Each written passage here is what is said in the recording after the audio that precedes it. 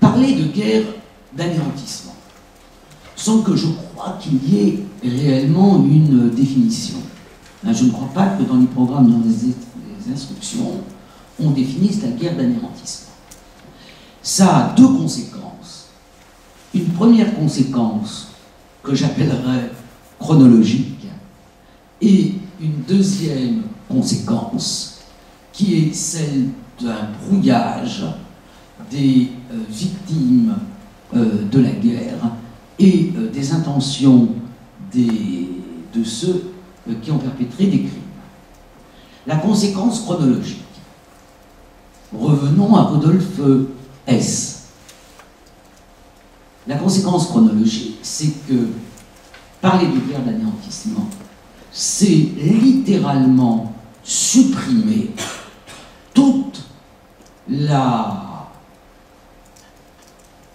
phase de la guerre qui va jusqu'en juin 1941.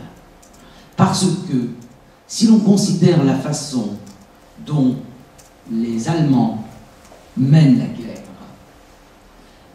jusqu'en juin 1941, ils mènent une guerre qui ressemble aux standards des guerres ordinaires. Même si un certain nombre de mesures sont prises qui permettront ensuite d'anéantir certaines populations. Prenons le cas de la France. Les prisonniers de guerre sont envoyés dans des stalags et des oflags. Ils sont protégés par les conventions de Genève et il n'y a pas eu dans les oflags et les stalags bon, ça n'a pas été drôle pour les prisonniers de guerre qui sont restés, certains d'entre eux, de 40 à 45. Mais il n'y a pas eu, à leur égard, de traitement qui allait à l'encontre du droit de la guerre. Si on prend en France les populations civiles, elles ne sont pas non plus l'objet de traitements tout à fait déshonorants pour l'armée allemande. La seule chose qui s'installe, c'est effectivement, dès le début, une persécution des Juifs. Mais cette persécution, elle se fait de façon tout à fait particulière, conjointement par le commandement militaire allemand en France et par l'État français qui siège à Vichy. Edgar Faure, qui a été un des procureurs adjoints à Nuremberg, procureur français, dans son remarquable exposé, distingue ce qu'il appelle le temps des décrets et le temps des rafles. Or, jusqu'en mai 1941, et mai, on a affaire au temps des décrets. Cela signifie que les populations juives, en France, comme elles l'ont été en Allemagne, subissent un certain nombre de mesures que l'on voit partout là où les nazis ont le pouvoir, avec ou sans la collaboration d'autres forces politiques, et qui consiste à d'abord recenser, car sinon, comment peut-on savoir qui est juif? Recenser. Pour recenser, il faut définir. Donc on définit qui doit être recensé. Ça, c'est la première étape. La deuxième étape, c'est ficher. La troisième étape, c'est mettre à l'écart de l'économie et de la société par un certain nombre de mesures d'interdiction professionnelle et de spoliation des biens, et ensuite, éventuellement, d'interner. Si on prend le cas de la France, la première mesure qui est prise par, enfin, l'une des premières mesures, hein, on peut en trouver d'autres petites avant, hein, c'est le recensement ordonnance allemande. La grande différence entre les ordonnances allemandes et ce qu'on appelle des lois, mais il faudrait mettre des guillemets, ce qu'on appelle législatif, hein, les lois, elles sont prises par le gouvernement. Bah, c'est plus des décrets que des lois. Hein. Mais le recensement, il est allemand, donc valable quand zone occupée. Le militaire des Falschhaber in Frankreich, très mal allemand, c'est simplement pour la zone occupée. Les mesures de Vichy concernent toute l'administration française, donc zone occupée comme zone libre. Donc la première mesure, c'est le recensement ordonnance allemande. Mais dans le même temps, c'est le statut des Juifs, décret de Vichy. Le statut des Juifs, ça définit qui est juif légèrement différemment que le recensement. Et ça donne des interdictions professionnelles. Ça s'adresse aux Français juifs, ce qu'on appelle parfois les Israélites. Mais dans le même temps, une loi est adoptée par Vichy, 4 octobre 1940, qui permet d'interner les juifs étrangers en surplus dans l'économie nationale par simple mesure administrative. Aujourd'hui, on connaît la fin de l'histoire et on sait que c'est ces premières mesures qui ont préparé la déportation des Juifs et leur assassinat dans les chambres à gaz.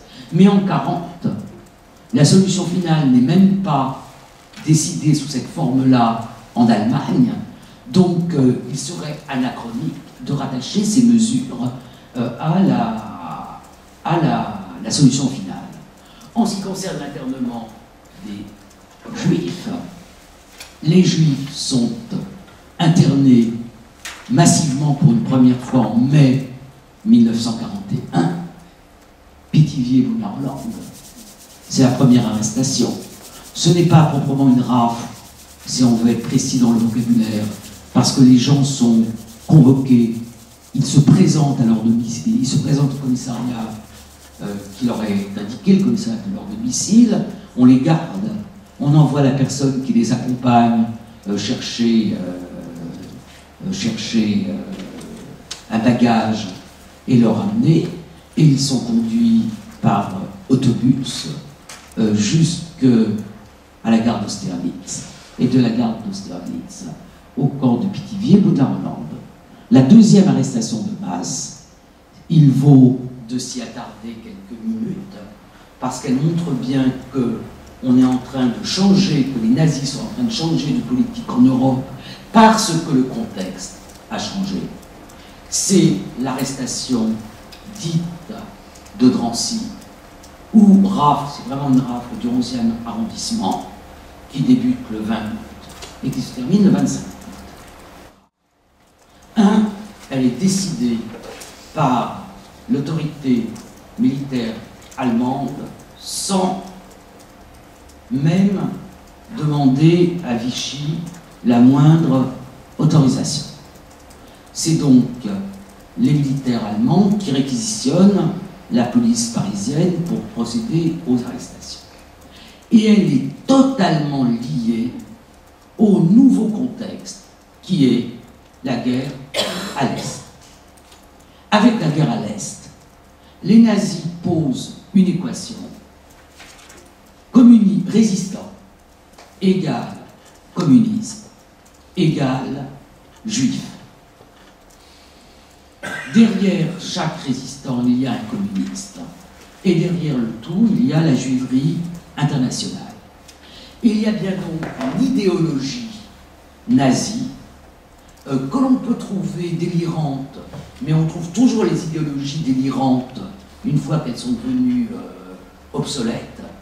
Personne ne la trouve délirante. L'idéologie, on peut la résumer par le titre de l'ouvrage de mon collègue Christian Ingrao, croire et détruire. Croire, c'est croire que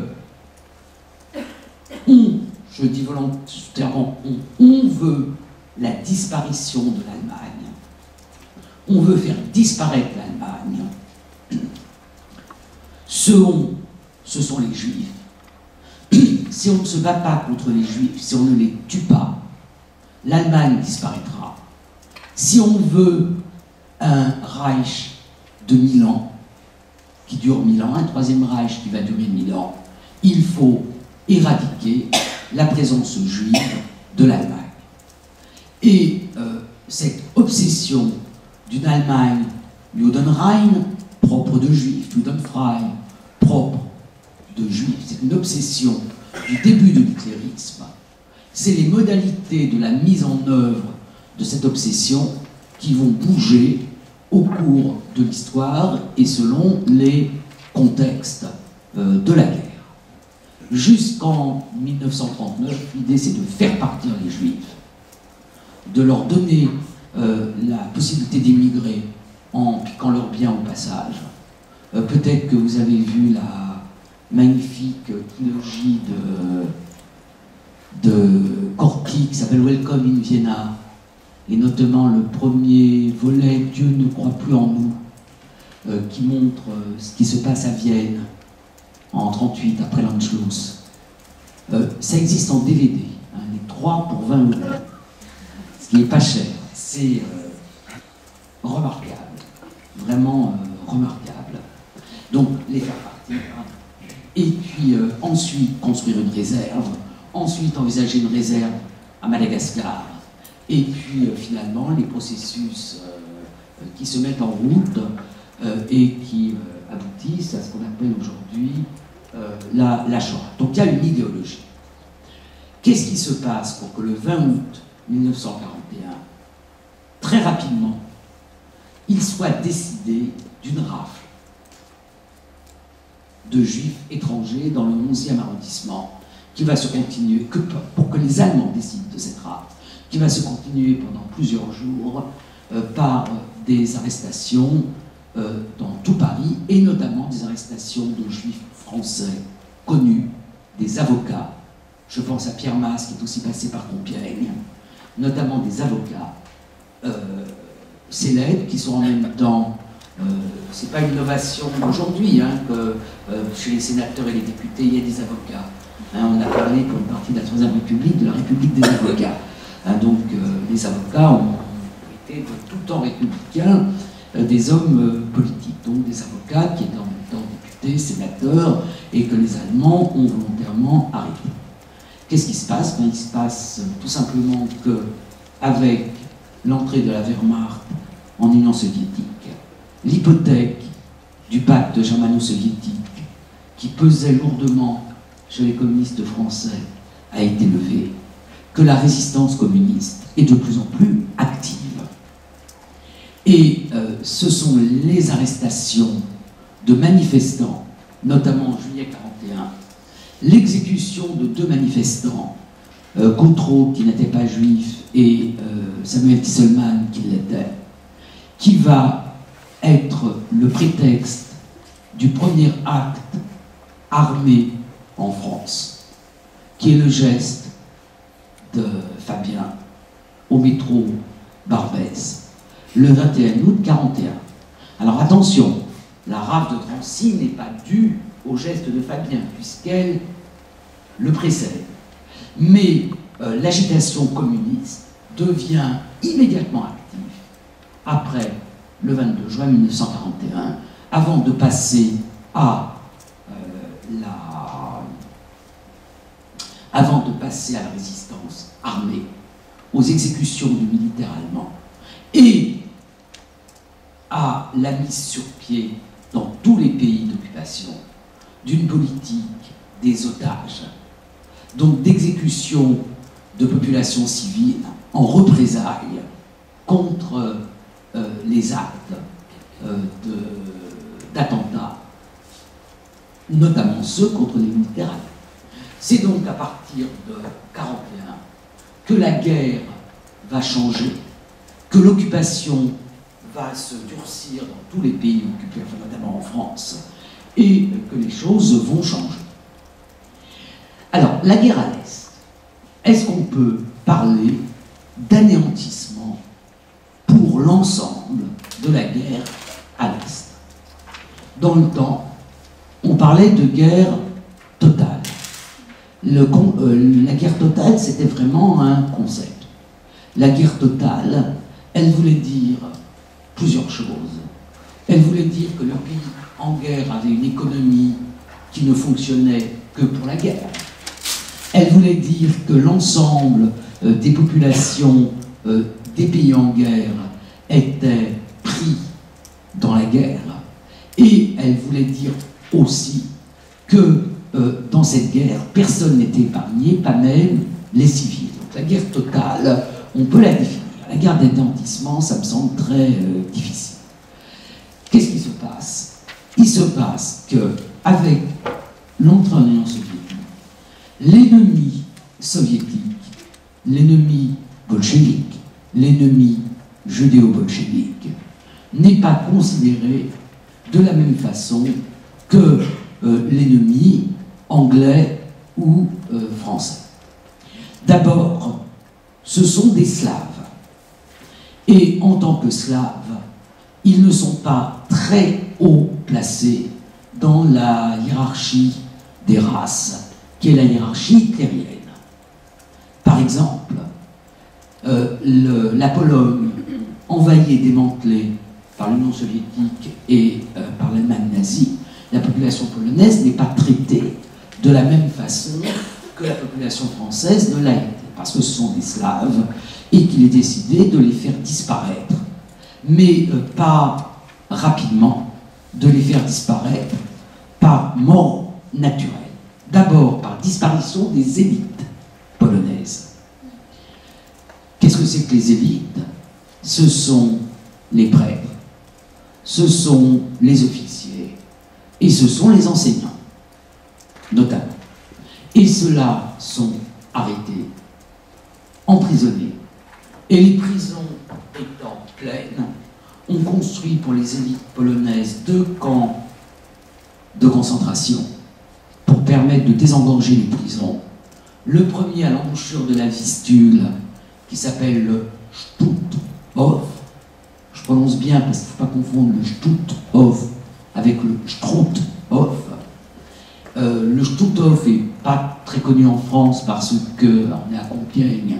Il n'y a pas eu de convoi de Compiègne en direction du Stutthof, alors qu'il y en a eu en direction de pratiquement tous les autres camps. Et le camp d'Auschwitz, ouvert en 1940 comme camp de concentration pour Polonais. Le premier convoi de détenus qui rentre à Auschwitz le 14 juin 1940 est un convoi de détenus en provenance d'une ville polonaise qui n'est pas très éloignée, qui est Tarnów. Et jusqu'en mars 1942, Auschwitz sera un camp principalement pour élites ou résistants réels ou supposés polonais. C'est à partir, hommes polonais, pas de femmes. C'est à partir de mars 1942 que les premières femmes arrivent à Auschwitz et les premiers juifs. Donc, il y a un autre traitement, d'abord parce que ce sont des Slaves et que ces populations slaves sont destinées à être des populations esclaves. Donc c'est valable pour les Russes, c'est valable pour les Ukrainiens. On considère généralement que ça a été une grosse erreur politique parce que l'Allemagne nazie aurait pu détacher de l'Empire soviétique les populations ukrainiennes notamment qui avaient quand même été victimes de famines, dont la fameuse famine du début des années 30 et qui était assez anti-bolchevique. Mais la politique qui a été menée par les nazis avec l'art des Slaves a été une politique terrible. Donc les choses changent et quand les groupes mobiles de Turie, les Einsatzgruppen, entrent dans les territoires de l'Union soviétique. Alors c'est vrai qu'il y a une difficulté, parce que vous avez aussi des élèves qui n'ont pas connu l'Union soviétique. Hein, c'est-à-dire que maintenant, je pense que la majorité de vos élèves est née après la chute du mur, donc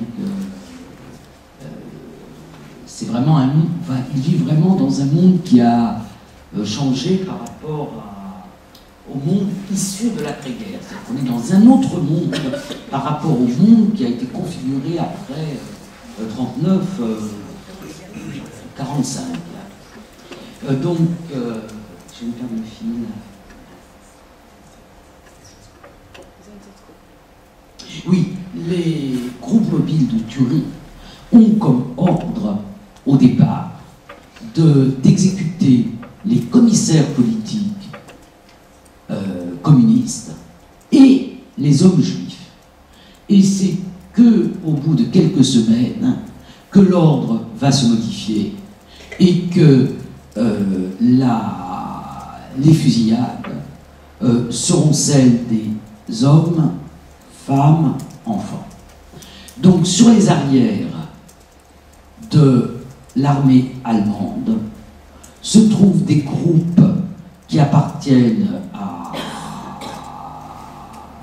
au SD, hein, qui appartiennent donc au service de sécurité du Reich, qui sont spécialisés dans la lutte contre les Juifs et qui vont assassiner par fusillade peut-être 1,5 million de Juifs. Choses qui vont être mises en lumière à Nuremberg grâce au témoignage de l'un de ceux qui dirigeaient ces groupes mobiles, qui s'appelait Ollendorf. Un tout jeune homme qui est encore en vie, qui s'appelait Benjamin Ferenc, va trouver dans les archives les comptes rendus, les bilans des exécutions par ces groupes mobiles de Turie. Et c'est grâce à cela qu'il va y avoir, après le grand procès, un des procès successeurs qui sera consacré aux Einsatzgruppen, aux responsables des Einsatzgruppen. Ça, c'est donc la première phase du génocide. On a affaire à un génocide régional. Peut-on parler pour l'ensemble de l'Union soviétique, enfin, ou des territoires à l'Est, de guerre d'anéantissement? Pour ma part, je ne le crois pas. Je pense que ce terme d'anéantissement veut englober différentes catégories de populations. Les populations des villages détruits. Hein, il y a eu énormément d'Oradour, des dizaines d'Oradour à l'Est. Les commissaires politiques, la répression de la résistance, la politique de la terre brûlée, le fait d'avoir laissé mourir de faim dans des conditions extravagantes 3 millions de prisonniers de guerre soviétiques, c'est-à-dire une guerre qui ne respecte aucune des conventions dont d'ailleurs l'Union soviétique n'est pas signataire, ni la protection des populations civiles, ni la protection des militaires et des soldats. Ça marque aussi ça floute aussi ce qu'est le génocide. Car je pense qu'il y a une particularité du génocide. Certes, d'autres populations sont victimes, mais la particularité, elle est bien dans Auschwitz. Alors quand je dis elle est bien dans Auschwitz, je réponds au débat qui a suivi la parution d'un ouvrage d'un historien américain qui s'appelle Timothy Snyder, L'ouvrage s'appelle Bloodlands. Le titre a été traduit par Terre de sang. C'est un ouvrage qui est paru à l'automne, hein, aux éditions Gallimard, qui a fait l'objet d'un débat dans le débat. Timothy Snyder dessine un territoire qui est en gros le territoire frontalier qui prend en écharpe de la Baltique à la mer Noire. Et il dit voilà, ce sont des terres de sang, parce qu'il y a eu entre 1932 et 1945 X millions de morts, et il montre la mort des Polonais, d'abord la famille ukrainienne, la mort des Polonais, le génocide, et il infère du nombre de morts que, en fait, Auschwitz, c'est pas si important que ça, parce que à Auschwitz, il y a eu 1 million de morts, c'est-à-dire moins de morts que par les groupes mobiles de tuerie. Sur quoi il a parfaitement raison. Mais si on prend Auschwitz et les 3 autres lieux, les 5 autres lieux où on a tué par les gaz, Kremno, Sobibor, Treblinka, Belzec, partiellement Majdanek et partiellement Auschwitz, on s'aperçoit qu'on a affaire quand même à un processus qui est différent. La différence du processus, c'est qu'on ne tue pas les gens sur place, mais qu'on va les chercher partout pour les assassiner dans des installations qui n'ont jamais existé avant et qui n'existeront plus après, et qui sont ces énormes installations intégrées de gazage et de crémation des